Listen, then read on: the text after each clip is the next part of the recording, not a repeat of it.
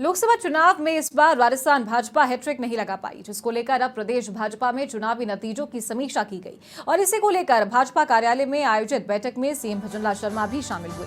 बता दें कि बैठक में प्रदेश अध्यक्ष सीपी जोशी और पार्टी के वरिष्ठ पदाधिकारियों की मौजूदगी में 2 दिवसीय मंथन किया गया। बैठक में प्रत्याशियों और पदाधिकारियों से एक एक सीट का फीडबैक लिया गया है और इसी कड़ी में जहां बीते दिन 7 सीटों पर समीक्षा की गई, तो वहीं अंतिम दिन शेष लोकसभा सीटों के नतीजों पर चर्चा की गई। बैठक में पार्टी के आला पदाधिकारी भी मौजूद रहे।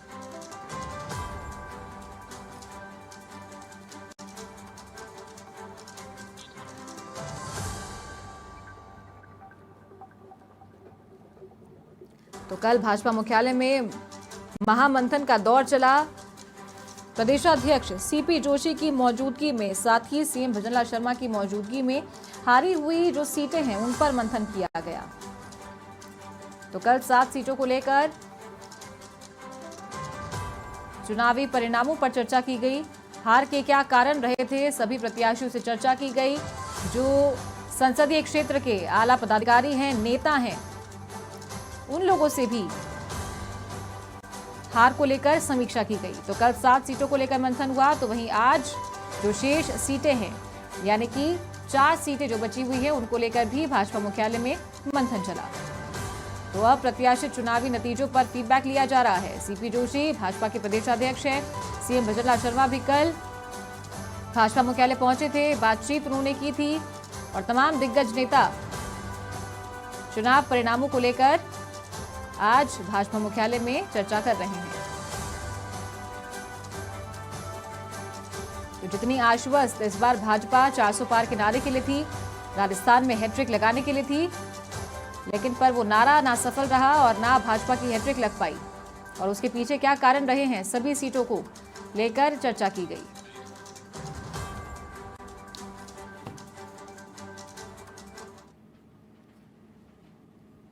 को 450 रुपये में गैस देने का काम हो या ईआरसीपी योजना जो लागू करके निश्चित रूप से राजस्थान को बहुत भारी फायदा, हर खेत को पानी, हर घर को पानी मिलेगा। इसके लिए अनेक योजनाएं की है और चलाई है। और अभी भी जिस तरह से हमारे यशस्वी मुख्यमंत्री जी लग रहे हैं राजस्थान के उत्थान के लिए, हर तरह से प्रयास करके एक 100 दिन की योजना तैयार थी और फिर हम 100 दिन की योजना तैयार करके निश्चित रूप से इस राजस्थान के हर वर्ग के लिए और हर क्षेत्र के लिए काम करेंगे। और इसी खबर पर ज्यादा जानकारी के साथ मनोज शर्मा हमारे सहयोगी लाइव जुड़ गए हैं। मनोज, आज भी समीक्षा बैठक चल रही है भाजपा मुख्यालय में, 4 सीटों को लेकर बातचीत हो रही है। कौन कौन सी वो सीटें हैं और क्या कुछ समीक्षा की गई है आज?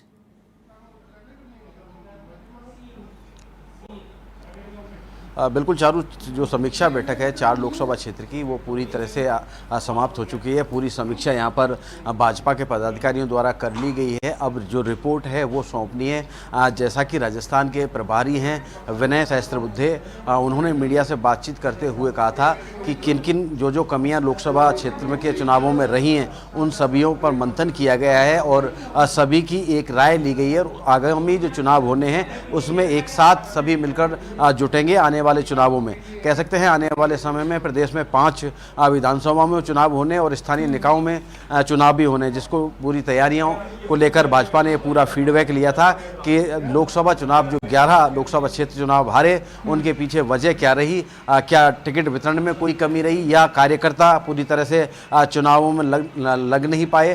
तभी सभी बिंदुओं पर यहाँ पर चर्चा हुई है। अब इसके बाद आने वाले समय में इस पूरे मंथन का क्या भाजपा करने वाली है, वो देखने वाली बात होगी। चारू, बिल्कुल ठीक कहा आपने मनोज, लेकिन यहाँ पर ध्यान देने वाली बात ये भी है कि अगर राज्य में सरकार भाजपा की है, उपचुनाव अगर होते हैं तो मौजूदा जो सरकार होती है उसी को फायदा होता है। लेकिन देख सकते हैं जिस तरीके से विधानसभा चुनाव के बाद श्रीकरणपुर सीट पर चुनाव हुए थे, लेकिन फायदा यहाँ पर कांग्रेस को हुआ था। तो इस बार बीजेपी ओवर कॉन्फिडेंस में थी 400 पार के नारे को लेकर, राजस्थान में हैट्रिक लगाने को लेकर, लेकिन वो चुनाव परिणाम नजर नहीं आए।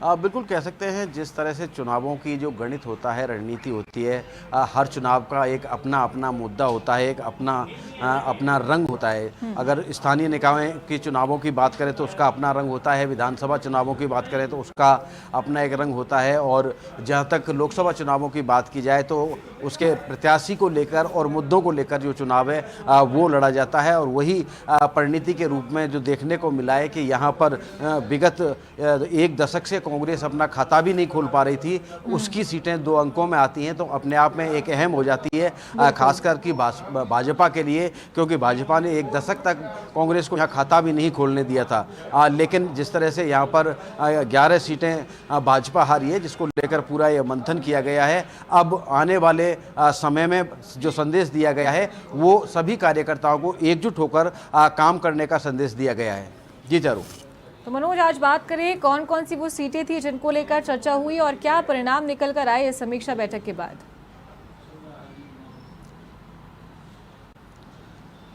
बिल्कुल, आज जो समीक्षा की गई है 4 लोकसभा क्षेत्रों की समीक्षा की गई है। सबसे पहले भरतपुर लोकसभा क्षेत्र की गई, उसके बाद धौलपुर, करौली और फिर बाड़मेर, और उसके बाद श्रीगंगानगर की जो मंथन है किया गया है। और इन सभी मंथन में लोकसभा प्रत्याशी भी मौजूद थे और पूर्व में जो सांसद थे वो भी मौजूद रहे हैं। इसके अलावा आज जो लोकसभा क्षेत्र जिस संभाग में आता है उसके प्रभारी, सहप्रभारी और राजस्थान के प्रभारी विनय सहस्त्रबुद्धे, सह प्रभारी विजयताई राहटकर और जो भाजपा के प्रदेश अध्यक्ष हैं सीपी जोशी वो भी मौजूद रहे थे। और जब लोकसभा क्षेत्र भरतपुर का मंथन किया गया था तब मुख्यमंत्री भजनलाल शर्मा भी यहाँ मौजूद थे। तब सभी कार्यकर्ताओं से जो फीडबैक है वो लिया है, हारने के कारण जाने हैं और विधानसभा वार यहाँ पर लोकसभा की हार की जो समीक्षा की गई है।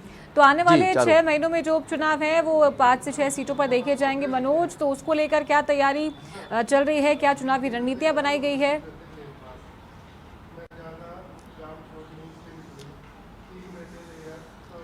बिल्कुल, लोकसभा क्षेत्र में जो चुनाव हारी है भाजपा, उससे कहीं ना कहीं यहाँ पर भारतीय जनता पार्टी ने कोई सबक लिया है और अपनी रणनीति में भी परिवर्तन लाने की कोशिश भारतीय जनता पार्टी द्वारा की जा रही है। क्योंकि जो 5 लोकसभा क्षेत्र जिनमें उपचुनाव करीब 3 से 4 महीने में होने हैं वो सभी सीटें कांग्रेस की हैं, उन पर सभी पर जो विधायक हैं वो कांग्रेस के हैं। यहाँ पर भारतीय जनता पार्टी के लिए एक चुनौती होगी और चुनौती से कैसे पार पाई जाए उसको लेकर भाजपा ने रणनीति तय की है। क्योंकि यहाँ से जो लोकसभा क्षेत्र हारे हैं कहीं विधानसभा चुनाव भी ना हार जाए, इसकी रणनीति पूरी भारतीय जनता पार्टी द्वारा की जा रही है। जी जरूर। ठीक है, बहुत शुक्रिया मनोज आपका हमारे साथ जुड़ने के लिए और तमाम जानकारियां देने के लिए। तो ये थे हमारे सहयोगी मनोज शर्मा।